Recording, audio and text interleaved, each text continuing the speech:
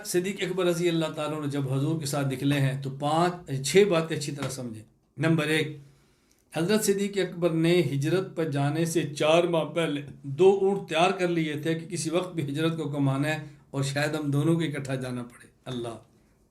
Number 2، اندھیری رات میں راستہ بتانے کے لیے عبداللہ بن ارقد کو اجرت پر تیار کر لیا تھا کہ راستہ بتانا ہے اور فلاں وقت ہمارے پاس پہنچ جاؤ۔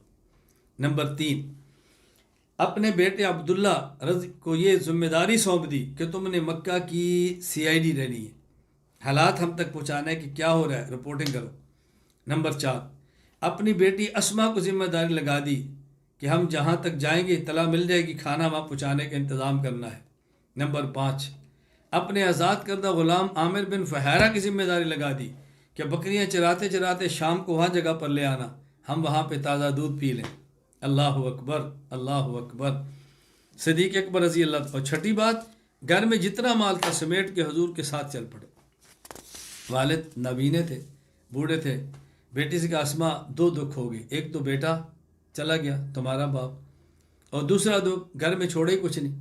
ان نے باپ کو تسلی دینے کے لیے ایک مٹکے میں یا گھڑے میں پتھر رکھے اوپر باپ کا ہاتھ پھروا دے کہ کتنا وزنی ہے، پیسے یہاں پر ہیں، مال چھوڑ کر گئے ہیں۔ انہوں نے کہا چلو ایک دکھ تو ہے لیکن دوسری مالی پریشانی تو نہیں ہے، کچھ فرق نہیں پڑتا۔ تو صدیق اکبر نے کتنا اہتمام کیا ہے پیغمبر کے ساتھ صلی اللہ علیہ وسلم کے ساتھ جانے کا۔ اب حضور پاک صلی اللہ علیہ وسلم کے ساتھ آپ چل رہے ہیں، اب کبھی آگے کبھی پیچھے، کبھی دائیں کبھی بائیں۔ حضور نے پوچھا کیا ہوا، ایسا کیوں ہو رہا ہے؟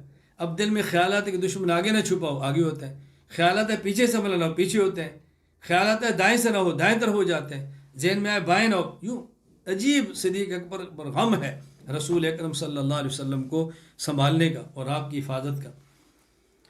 پتھریلی زمین ہے، پاؤں زخمی ہو رہے ہیں، صدیق اکبر کے پاؤں بھی زخمی ہوئے، رسول اللہ صلی اللہ علیہ وسلم کے بھی زخمی ہوئے، خون مبارک نکلنے لگا۔ صدیق اکبر بیٹھ کے حضور میرے کندھوں پر تشریف فرما دے۔ اس اپنے خادم کے دل جوئی کے لیے پیغمبر کندھوں پر سوار ہو گئے۔ صدیق اکبر رسول اللہ صلی اللہ علیہ وسلم کو لے کر غار کی طرف چل پڑے۔ یہاں بات سمجھنا، جب رسول اللہ صلی اللہ علیہ وسلم مکہ مکرمہ سے مدینہ جا رہے، اہل مکہ کی امانتیں تھیں، علی کو ان کے حوالے کر دیا کہ علی ان کی امانتیں سپرد کرو پھر آنا، اور خود کو ابو بکر کے ساتھ چلا دیا۔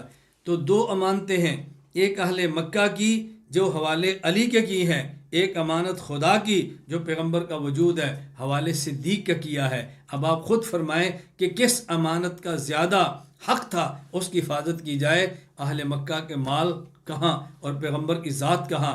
اہل مکہ کے مال کے امین علی تھے اور خدا پاک کے منتخب وجود حضرت محمد کے امین اللہ کے حبیب کے چہیتے صحابی ابو بکر صدیق رضی اللہ تعالیٰ عنہ تھے۔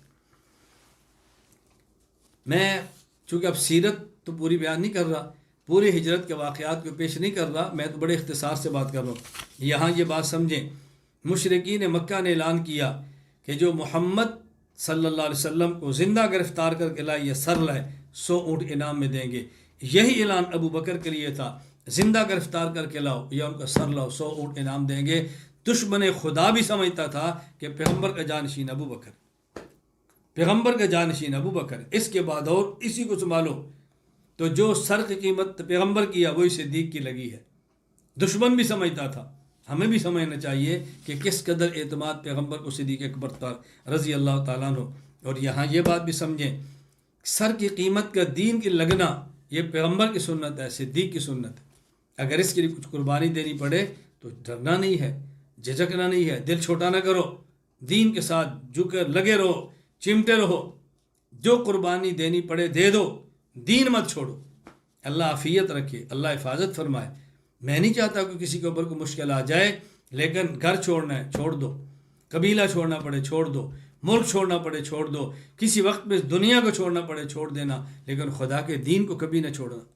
بس اس دنیا میں تو ویسے ہی چھوٹنا ہے، اللہ کے لیے چھوٹ جائے تو اور کیا چاہیے۔ حضرت صدیق اکبر رضی اللہ تعالیٰ عنہ پہنچے ہیں، غار تھی، غار ثور۔ حضور ٹھہرے پہلے میں جاتا ہوں کہ اندر سانپ نہ ہو، کوئی چیز ڈس نہ لے۔ اندر گئے، صاف کیا، صفائی کر دی، غار کو صاف کر دیا، اس کے اندر کپڑا اپنے پاس تھا، چھوٹ ٹکڑے کیے، چھوٹ سوراخ بند کیے، اور کہا حضور اندر تشریف لیں۔ نبی پاک صلی اللہ علیہ وسلم تشریف لے آئے، اب ایک دو سوراخ باقی تھے، وہاں صدیق اکبر نے اپنی ایڑی کو رکھ دیا اور بیٹھ کے کہا حضور آپ آرام فرمائیں۔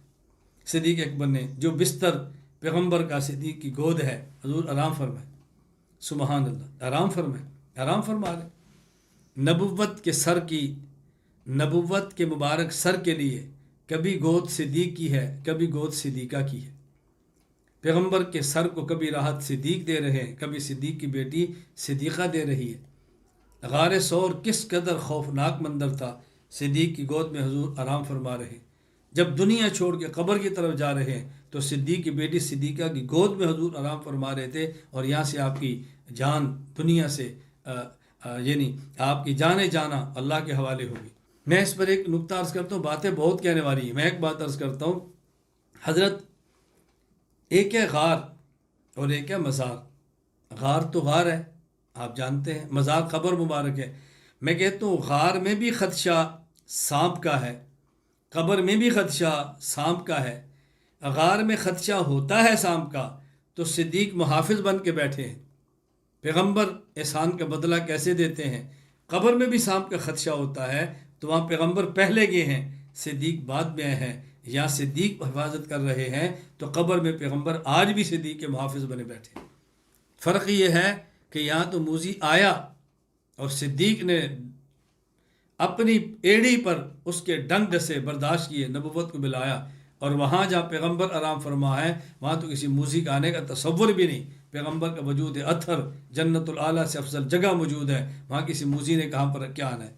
لیکن صدیق حضور پاک صلی اللہ علیہ وسلم کی معیت میں آج محفوظ ہیں اور قیامت تک محفوظ رہیں گے انشاءاللہ ثم انشاءاللہ۔